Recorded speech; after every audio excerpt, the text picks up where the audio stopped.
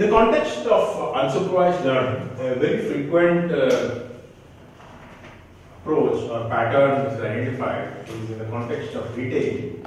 The idea is called market basket analysis, or also popularly known as association rule mining.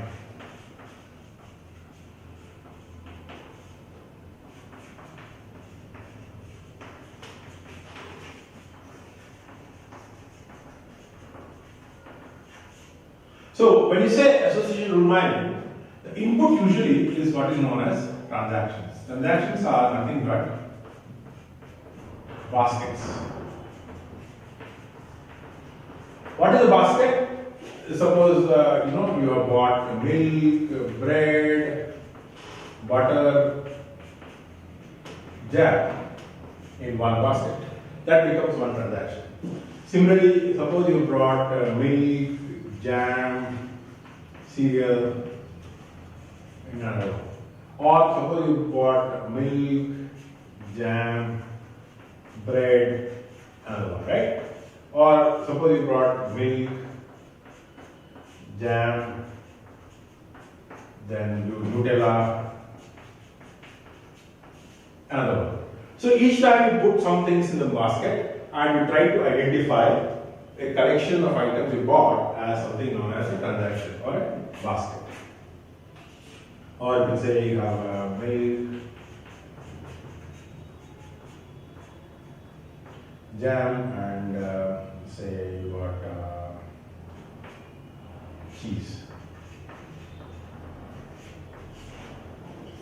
So what in market basket analysis we do is we try to identify opportunities to upsell things to customers. When you say upsell, if somebody is buying something, what is the thing which is most likely to buy you must have forgotten? Or we try to use the past history of buying from other users or the user himself and try to identify what other items he usually buys along with that, and maybe he has forgotten and try to upsell the same thing to him. So what market basket analysis gives is a way of identifying the baskets which people have bought and use the data to identify what is the set of items which can be cross-sold or upsold to the customer when he's coming with something like an incomplete basket in their purview.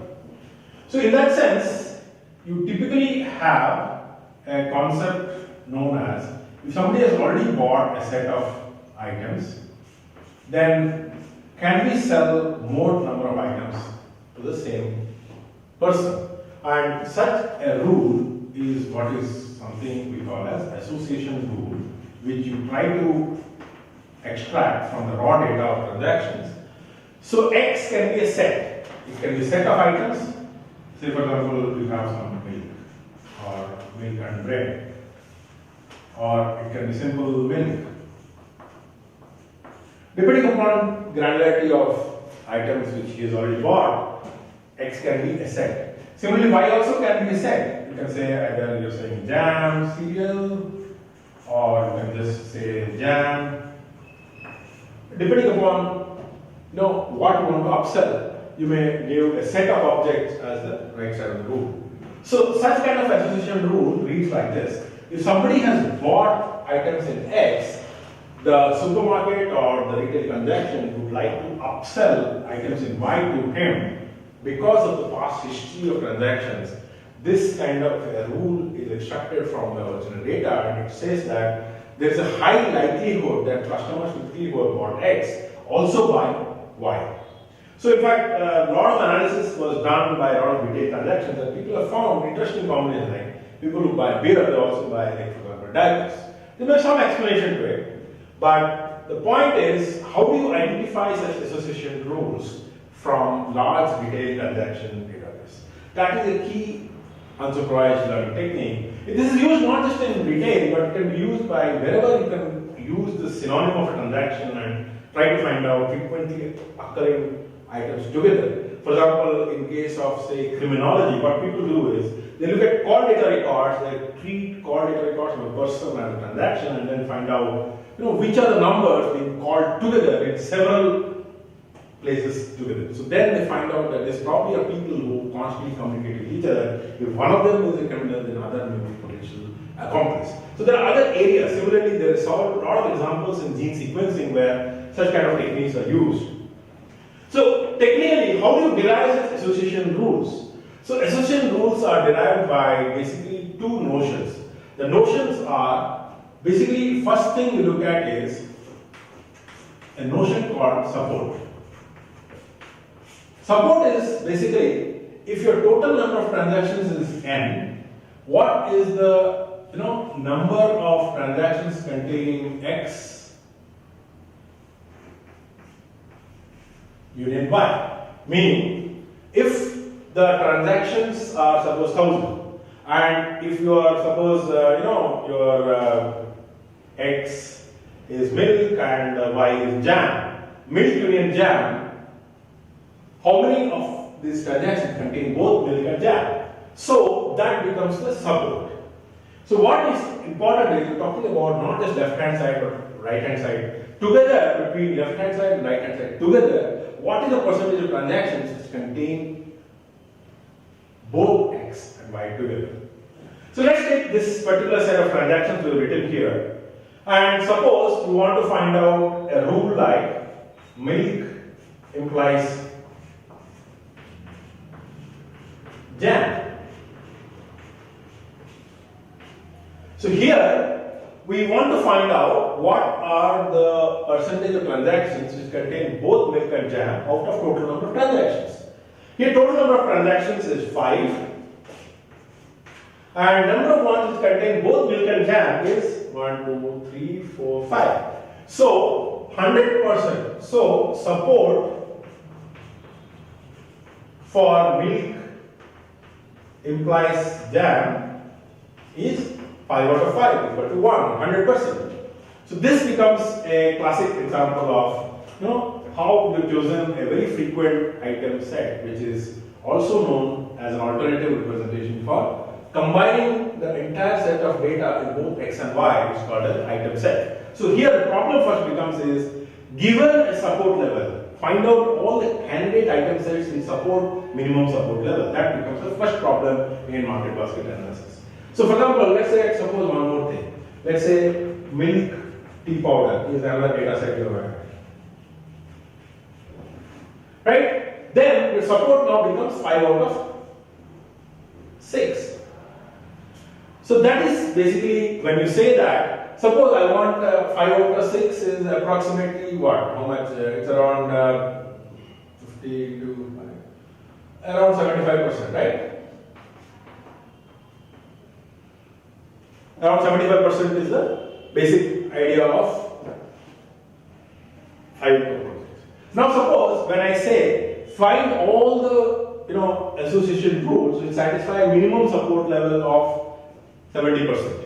So one such candidate is milk implies jam, or milk and jam together is an item set which satisfies the minimum support condition. So we see support is very important criteria for first level of filtering association rules. Now comes, once you have selected the item sets which is x union y, what is the set of rules you can form? For example, if you have milk and jam as the item set you have discovered, your rules can be milk implies jam or jam implies milk, right? Both are fine. Now, which rules should I capture? That's where you have the second metric which is known as confidence. Confidence is nothing but whatever is x union y divided by number of ones satisfying x. So here if you see we're talking about in case of x union y for milk implies jam, you see that milk implies jam is considered in 5 of them. Out of how many contain milk? It contains 6 of them. On the other hand, if you talk about jam implies milk, the support becomes jam implies milk. Jam and milk are together occurring in 5. Out of how many are contained in jam? It's contained in 5. So this is 100% confidence.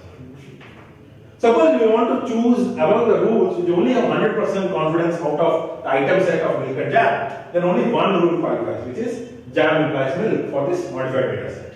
So it is important for us to understand that the determination of association rules in a market basket analysis is governed in two steps. One is basically identifying the item set, which is X union Y, then finding out confidence threshold satisfying rules for the form X implies Y. And in item set formulation, it's called frequent item set determination, and it is the first stage in usually. And that's why we use a particular algorithm called a prior, which is basically formulating the K item set of K items and which satisfies the support threshold. So a priori algorithm states very simple thing, saying that for any K item set, all the subsets of it are again frequent item set, whether it's K minus 1 subset or K minus 2 or up to 1 level item set. If it is unary, if it is 2, if it is 3, if it is 4. So all subsets of a frequent item set are also frequent item sets. So what happens is this allows us to create an iterative approach to building the frequent item set. So what it does means you start with item size of set 1, which satisfies the minimum support condition, then expand to all the possible binary combinations, remove those which do not satisfy the support threshold, only keep those which satisfies the support threshold, then again expand them to 3 array, and so on till you reach the K, and you are assured that you finally have a K item set which is satisfying the frequent item set condition, and from that frequent item set condition, then you can go on to say that, okay, out of the all possible rules of the form X implies Y, you find out those which satisfies the minimum confidence criteria. So that way, in the iterative procedure, first you find out frequent item set, then out of the frequent item set, you go and find out those confidence rules which satisfy the minimum confidence. So that way, in the end, you generate only those rules. Like here, we say 100% of the confidence required. So jam implies milk is the most, important rule which you can generate from the original data set. And this is a very powerful technique in terms of extracting rules from baskets or market baskets and finding out which items go together in terms of transactions.